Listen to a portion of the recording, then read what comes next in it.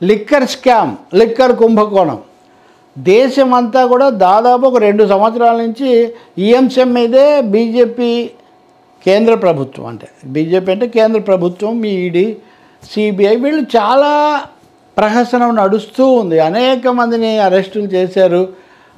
ముఖ్యంగా ఆంధ్ర, తెలంగాణలో ఉన్నటువంటి రాజకీయ నాయకులు, మాజీ ప్రజాప్రతినిధులు, ప్రస్తుత ప్రజాప్రతినిధులు కూడా అరెస్ట్ అయ్యారు. దీంట్లో తెలంగాణ మాజీ ముఖ్యమంత్రి కేసీఆర్ కుమార్తె కవిత కూడా ఈ కేసులోనే ఇప్పటికీ ఆమె జైల్లో ఉన్నారు. కానీ అందరికంటే ముఖ్యంగా ఢిల్లీ ముఖ్యమంత్రి ఆప్ నాయకుడు కేజ్రీవాల్, ఆయన దగ్గర ఉప ముఖ్యమంత్రిగా ఒకప్పుడు ఉన్నటువంటి మనీష్ సిసోదియా వీళ్ళు కూడా జైల్లో ఉన్నారు. ఇంకా కొంతమంది ఇంకా నాయకులు ఉన్నారు. వీళ్ళ కేసు 2 ఏళ్ల నుంచి తేలదు, వాళ్ళు బయటికి రారు. అరవింద్ కేజ్రీవాల్ని అలా ఆగి సరిగ్గా ఎన్నికల సమయంలో అరెస్ట్ చేశారు. చేస్తే సుప్రీంకోర్టు, హైకోర్టు సెషన్ ఇవన్నీ అయిన తర్వాత, అంటే స్థానిక కోర్టు, హైకోర్టు అయిన తర్వాత సుప్రీంకోర్టు ఆయనకు బెయిల్ కూడా ఇచ్చింది. ఈయన ముఖ్యమంత్రి, ఎన్నికల సమయంలో ఆయన తీసుకొని వచ్చి లోపల పెడితే ఆయన పార్టీ తరఫున ప్రచారం చేసుకోవద్దని ఎన్నికల ప్రచారం చేసుకోవడం కోసం అరవింద్ కేజ్రీవాల్కు ప్రత్యేకంగా బెయిల్ ఇచ్చి సంచలనం సృష్టించింది సుప్రీంకోర్టు. ఆ ప్రచారం అవగానే ఆయన దాన్ని పొడిగించమని అడిగారు, పొడిగించలేదు. ఆయన మళ్ళీ జైలుకి తిరిగి వెళ్ళిపోయారు. ఆ తర్వాత రౌస్ అవెన్యూ కోర్టు ఢిల్లీలో ఆయనకు మళ్ళీ బెయిల్ ఇచ్చింది. దాన్ని హైకోర్టు నిలిపేసింది. హైకోర్టు నిలిపేసిన తీరు బాగాలేదని సుప్రీంకోర్టు వ్యాఖ్యానించింది. ఏదైతేమే అరవింద్ కేజ్రీవాల్ కూడా ఇంకా జైల్లోనే ఉన్నారు. ఆయన ఎన్ఫోర్స్మెంట్ డైరెక్టరేట్ ఈడీ చేసి పెట్టిన కేసులో బెయిల్ వస్తుంటే సిబిఐ కొత్తగా రంగంలోకి దిగి ఆయన మేము అరెస్ట్ చేయాలని చెప్పి అడిగి సిబిఐ అదుపులోకి తీసుకుంది. కానీ మనీష్ సిసోదియా అయితే అంతకుముందు చాలా కాలం నుంచి ఉన్నారు. 17 నెలల నుంచి ఆయన జైల్లోనే ఉన్నారు. 17 నెలలు ముందుకు పోదు, ఏమీ జరగదు. సుప్రీంకోర్టు ఈరోజు ఆయనకు బెయిల్ ఇచ్చి సంచలనం సృష్టించింది. మీ దగ్గర ఏం ఆధారాలు ఉన్నాయో, మీ కేసు ఏంటో మాకు తెలీదు, కానీ స్పీడీ ట్రయల్, త్వరితగతిని సత్వరంగా విచారించాల్సిన బాధ్యత మీరు గుర్తించలేదు. విచారణ అనేది మొదలుకు పెట్టి పూర్తి చేయలేకపోవడం మీ తప్పు అయితే దానికి ఆయన్ను మీరు ఎలా శిక్షిస్తారు? ఆయన ఎంతకాలం ఇలా జైల్లో ఉండాలి? ఇప్పటికి 16-17 నెలలు అయిపోతుంది. కాబట్టి మీరు ఇప్పుడైనా చెప్పగలుగుతారా? మీరు మొన్న కూడా హైకోర్టులో ఈ కేసు విచారణ ఇంకో నెల రోజులు ఆగి మొదలు పెట్టమని మీరు అడిగారు ఈడీ, ఎన్ఫోర్స్మెంట్ డైరెక్టరేట్. అంటే అసలు విచారణ మొదలు పెట్టడానికే మీరు ఇంకా ఒక నెల అడుగుతున్నారు. అది ఎప్పుడు పూర్తి అవుతుందో మీరు ఎప్పుడు చెప్పగలుగుతారు? అంటే ఈ కేసులో 4,000 మంది ఉన్నారు. 400 మంది సాక్షులను విచారించాల్సిన అవసరం ఉంది. వేలాది పత్రాలను పరిశీలించాల్సిన అవసరం ఉంది. క్రాస్ ఎగ్జామినేషన్లు, ఆర్గ్యుమెంట్లు, కౌంటర్ ఆర్గ్యుమెంట్లు ఇవన్నీ అవ్వడానికి ఎంత సమయం పడుతుంది? ఇంత సమయం కూడా ఆయన జైల్లో ఉండాల్సిందని. పైగా ఆయన మామూలు మనిషి కాదు, ఉప ముఖ్యమంత్రి, చాలా కీలకమైన రాజకీయ నాయకుడు. అందువలన మేము ఈ పద్ధతి సరికాదని భావిస్తున్నాము. స్పీడీ ట్రయల్, బెయిల్ అనేది rule, jail is an exception.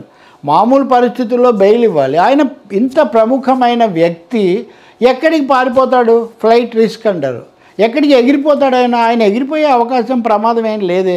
లేనప్పుడు ఆ మనిషిని ఎందుకు మీరు నెలల తరబడి, అంటే 17 నెలలు అంటే దాదాపు 1.5 year, ఏడాదిన్నర పాటు జైల్లో పెట్టి ఇప్పటికి కూడా ఆయన విడిచిపెట్టొద్దు అని మీరు ఎలా అడుగుతున్నారన్నారు? ఎందుకు అన్నారంటే ఈడీ తరఫున, సిబిఐ తరఫున వచ్చిన న్యాయవాది ఆయన బయటికి తెస్తే రిస్క్ అయిపోతుంది, అది ఇది అన్నది. ఎంతకాలం ఇలా పెడతారని చెప్పి చాలా సంచలనాత్మకంగా సుప్రీంకోర్టు ఈరోజు మనీష్ సిసోదియాను జైలు నుంచి విడుదల చేస్తూ బెయిల్ ఉత్తర్వులు ఇచ్చింది. ఏవో కొన్ని 1-2 షరతులు కూడా పెట్టారు. దీన్ని వెంటనే ఆప్ చాలా ఘనంగా వాళ్ళు స్వాగతించారు.